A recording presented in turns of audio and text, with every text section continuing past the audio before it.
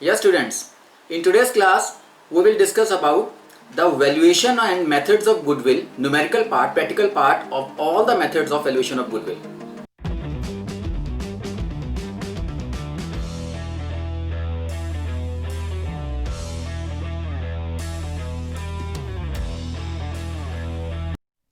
अब इन चारों ही मेथड्स को हम एक न्यूमेरिकल की तरह समझाते हैं। जैसे कि इस क्वेश्चन के अंदर आपको एवरेज कैपिटल एम्प्लॉयड गिवन है, यानी कि जो हम कैपिटल एम्प्लॉयड आउटसाइड लायबिलिटी को माइनस कर रहे हैं एसेट्स में से, जो स्टेप यूज़ कर रहे थे वो आपको इस क्वेश्चन में गिवन है। Average capital employed is 6 lakh. Net profit for the last 3 year, 3 साल के प्रॉफिट्स आपको गिवन है। 19 का प्रॉफिट 2 लाख रुपए, 18 का प्रॉफिट 1,80,000 और 17 का प्रॉफिट 1,60,000। 3 साल के पिछले 3 साल के प्रॉफिट्स गिवन है। नॉर्मल रेट रिटर्न जिसकी हम बात कर रहे थे पीछे कि सिमिलर बिजनेस में बाकी फर्म्स नॉर्मल रिटर्न कितना कमाती हैं, वो है 10%। Remuneration of 1 lakh to partner is to be taken as charge. तो 1 लाख रुपए पार्टनर्स को रेम्यूनरेशन देना है, जो हम प्रॉफिट्स में से माइनस करेंगे एज अ चार्ज, कि ये दिखाना ज़रूरी है। उसके अलावा एसेट्स दे रखे हैं गुडविल छोड़ के, फर्म के एसेट्स दे रखे हैं गुडविल या फिटिशियस एसेट्स और नॉन इन्वेस्टमेंट्स को छोड़ के आपके एसेट्स दे रखे हैं 7 लाख, और पार्टनर की कैपिटल है 6 लाख और लाइबिलिटीज हैं 1 लाख। अब यहाँ से आप दोबारा वेरीफाई करो। मैंने आपको कैपिटल एम्प्लॉयड निकालने के लिए फॉर्मूला बताया, all assets minus outside liabilities. All assets में गुडविल, नॉन ट्रेड इन्वेस्टमेंट्स, फिटिशियस छोड़ के यहाँ पर ये चीज़ दे रखी है। सारे एसेट्स नॉन ट्रेड इन्वेस्टमेंट्स को छोड़ के या गुडविल को छोड़ के आपकी एसेट्स दे रखे हैं 7 लाख, और यहाँ पर आउटसाइड लाइबिलिटीज़ हैं 1 लाख। तो 7 लाख एसेट्स और 1 लाख लाइबिलिटीज़ में से माइनस करेंगे 6 लाख, तो आपकी आ जाएगी कैपिटल एम्प्लॉयड।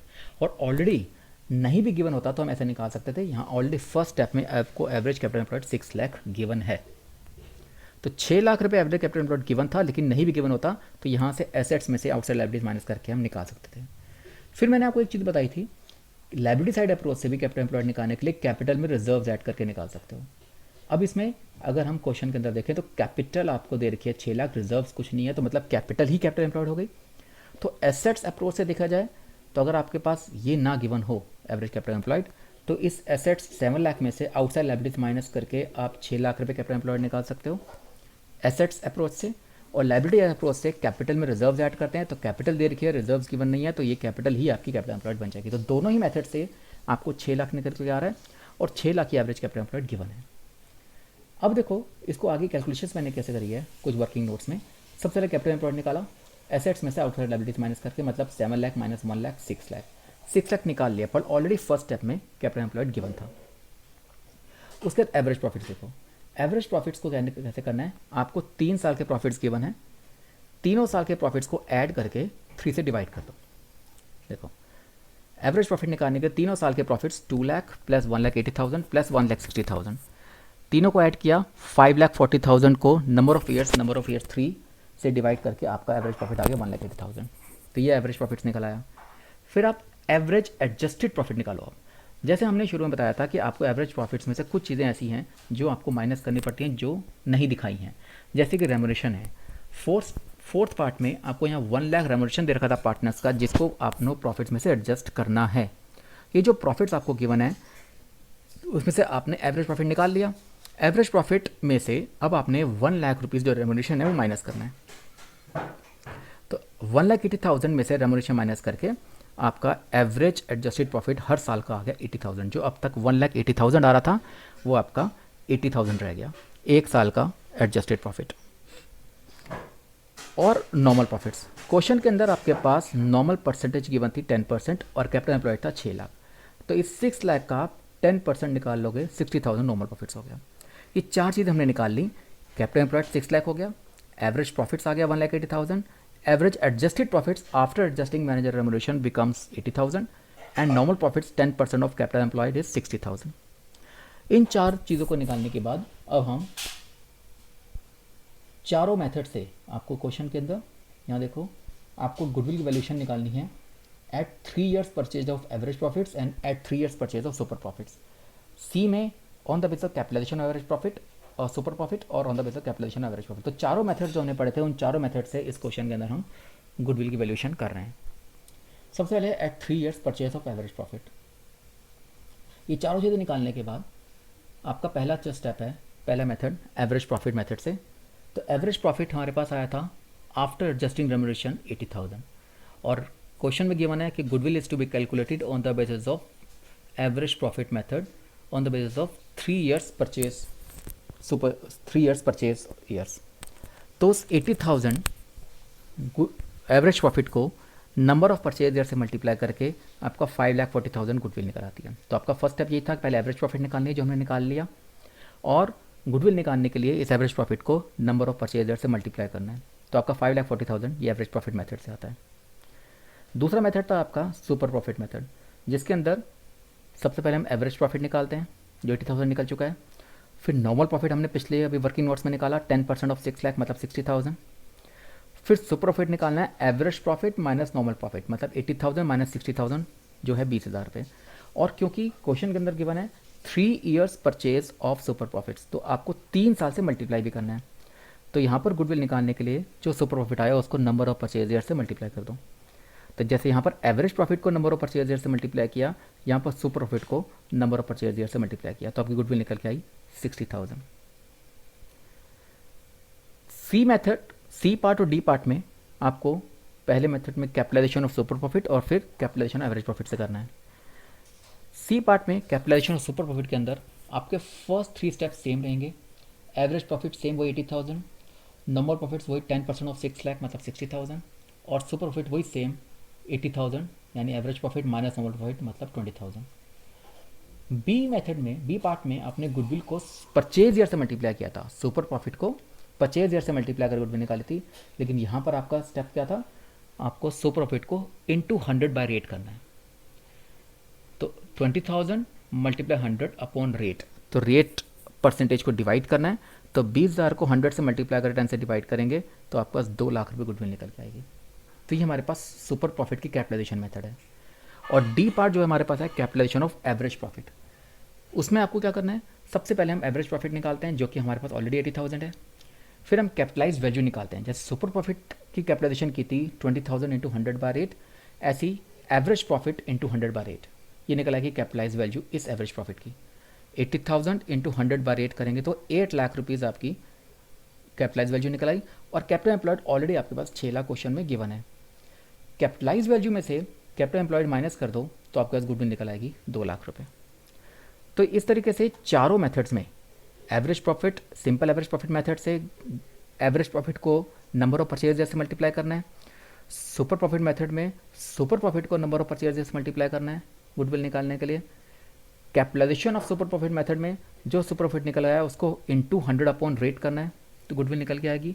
और यहाँ पर कैपिटलाइज वैल्यू में से कैपिटल एम्प्लॉयड माइनस करके आपको एवरेज प्रॉफिट गुडविल निकालनी है, इस कैपिटलाइज वैल्यू कैपिटल एम्प्लॉयड को माइनस करके। तो ये 4 मेथड से हमने एक ही क्वेश्चन के अंदर गुडविल मेथड्स कैलकुलेट करने के तरीके देखे। अब एक क्वेश्चन और पकड़ते हैं। देखो इसमें क्या गिवन है, A purchased a business on 1st April 2019. It was agreed to value the goodwill at the 3 years purchase of average normal profits of last 4 years. तो गुडविल कैलकुलेट करनी है पिछले 4 साल की एवरेज प्रॉफिट्स को निकाल कर 3 years परचेज से मल्टीप्लाई करके। तो ये है गुडविल कैलकुलेट करने का तरीका। लास्ट 4 years के प्रॉफिट्स को एवरेज निकाल कर उसको 3 years परचेज से मल्टीप्लाई करना है। और जो 4 साल के प्रॉफिट्स गिवन है वो ये गिवन है 2016 का 90,000, 17 का 1,60,000, 2018 का 1,80,000, 2019 का 2,20,000। 4 साल के प्रॉफिट्स गिवन है जिसकी एवरेज निकालनी है। लेकिन ये काफ़ी नहीं है, हमें क्वेश्चन में और भी चीज़ें गिवन है, कुछ और फैक्ट्स हमें बताए गए हैं। पहला चीज़ है ड्यूरिंग द ईयर 2016 में एक एसेट हमने बेचा था 10,000 के प्रॉफिट पर। वो 10,000 का प्रॉफिट इस 2016 के प्रॉफिट के अंदर इंक्लूड है। तो आपको जैसे मैंने शुरू में बताया था कि ये आपको यहाँ पर सिर्फ नॉर्मल प्रॉफिट्स लेने हैं, जो भी प्रॉफिट्स गिवन होंगे उसमें से एबनॉर्मल गेन आपको हटाने हैं और एबनॉर्मल लॉसेस अगर होंगे तो वो ऐड करने हैं। तो एबनॉर्मल लॉसेस ऐड करने हैं और एबनॉर्मल गेन माइनस करने हैं, और वहाँ से और भी कोई एक्सपेंसेस हों तो माइनस करके आप एक्चुअल प्रॉफिट्स निकालोगे। तो प्रॉफिट्स तो गिवन है 16, 17, 18, 19 के, लेकिन आपके जो एडजस्टमेंट्स करनी है 2016 के अंदर आपके पास एसेट बेचा था 10,000 के प्रॉफिट पर, जो कि नॉर्मल प्रॉफिट नहीं है, वो एबनॉर्मल प्रॉफिट है। सिमिलरली 2017 में फर्म को एक एबनॉर्मल लॉस हुआ 20,000 रुपये का, वो भी एडजस्ट करना है। थर्ड स्टेप में लिखा हुआ है रिपेयर्स टू कार। कार की रिपेयर्स थी 50,000 रुपये की, जो रॉन्गली डेबिटेड टू व्हीकल्स। 1 मई 2017 को हमने इसको गलती से व्हीकल्स अकाउंट में डाल दिया था, यानी फिक्स एसेट्स में शो कर दिया था कार रिपेयर का खर्चा, जो कि रिवेन्यू एक्सपेंडिचर है, दिखा दिया हमने कैपिटल एक्सपेंडिचर यानी व्हीकल्स अकाउंट में, और उस पर डेप्रिसिएशन लगाना था 10% स्ट्रेट लाइन मेथड से। उसके अलावा एक फॉर्म को गेन हुआ है 10,000 रुपये 2019 में, और 2019 में ही एक मशीन डिस्ट्रॉय हुई एक्सीडेंट में, और जिसमें 30,000 रुपये हमने इसके प्रॉफिट और लॉस अकाउंट में शो कर दिया था। तो मशीन डिस्ट्रॉय हुई है तो कैपिटल लॉस है, तो हमने इसको रेवेन्यू एक्सपेंडिचर में क्यों शो किया, ये भी एडजस्ट करना पड़ेगा। तो इस तरीके से आपको गुडविल कैलकुलेट करनी है इन सब एडजस्टमेंट्स करने के बाद। देखो एक एक करके हम स्टेप बाय स्टेप बढ़ते हैं। सबसे पहले मैंने यहाँ पर चारों साल के प्रॉफिट्स लिख दिए। तो मैंने एक कॉलम बनाए 2016, 17, 18, 19, चारों साल के प्रॉफिट्स गिवन है। ये देखो 90,000, 1,60,000, 1,80,000 एंड 2,20,000, ये चारों प्रॉफिट्स हमने यहाँ पर लिख दिए। अब आपको इन सबको एडजस्ट करना है, जो आपको एडजस्टमेंट्स गिवन है। सबसे पहले क्या थी कि एसेट्स को हमने 2016 में बेचा था 10,000 के प्रॉफिट पर। अब जैसे बताया कि ये एबनॉर्मल प्रॉफिट है, एडजस्ट करना है, तो क्या करेंगे, इस एबनॉर्मल प्रॉफिट को हम माइनस कर देंगे। लेस एबनॉर्मल गेन 10,000 2016 में, क्योंकि ये एडजस्टमेंट होनी है। सेकेंड स्टेप में एक लॉस हुआ था 20,000 रुपये का 2017 में, वो शो करो। ये लॉस आप यहाँ शो करो 2017 में एबनॉर्मल लॉस ऐड करके। तो एबनॉर्मल गेन हटाना है, क्योंकि ये गेन नॉर्मल प्रॉफिट्स में नहीं आता, और एबनॉर्मल लॉस ऐड करना है, क्योंकि इसकी वजह से आपका प्रॉफिट कम हो गया होगा। अब ये प्रॉफिट एडजस्ट करना है इस एबनॉर्मल लॉस को ऐड करके।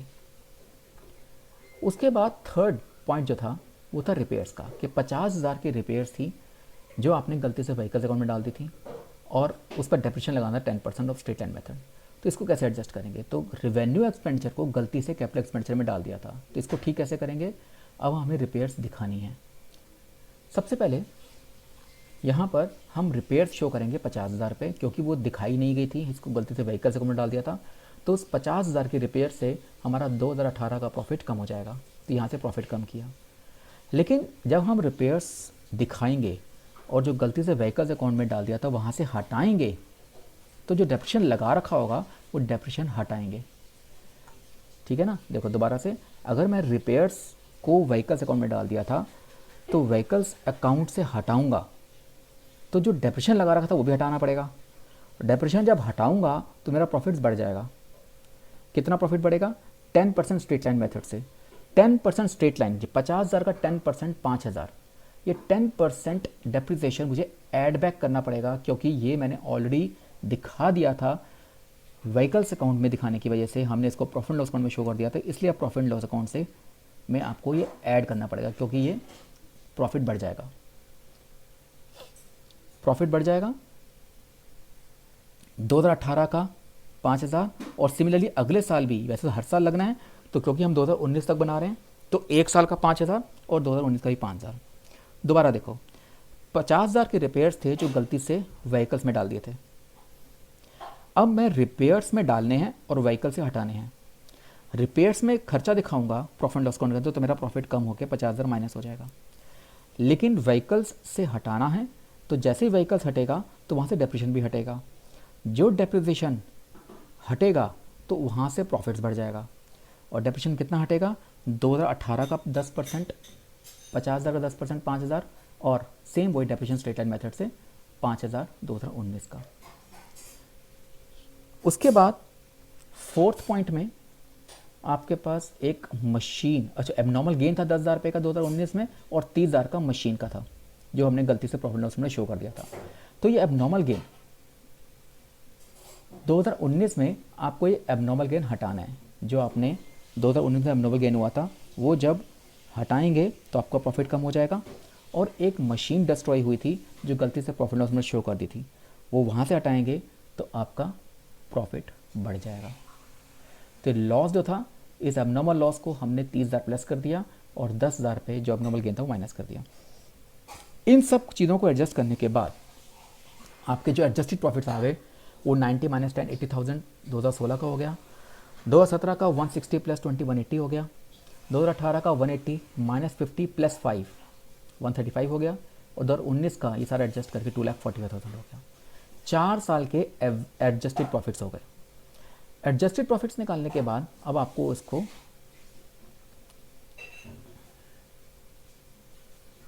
इन सबको प्लस करना है। 80,000 प्लस 1,80,000 प्लस 135 प्लस 245, इन सबको प्लस किया तो आपका टोटल प्रॉफिट्स हो गया, टोटल एडजस्टेड प्रॉफिट्स हो गया 6,40,000, और ये निकलेगा average adjusted profit 6,40,000 divide by 4 years 1,60,000। Average adjusted profits को अब मल्टीप्लाई करना है परचेज ईयर से जो कि 3 है, जिससे गुडविल निकल आएगी। तो 1,60,000 is average adjusted profit multiplied by number of purchase years 3, तो गुडविल निकल के आई 4,80,000।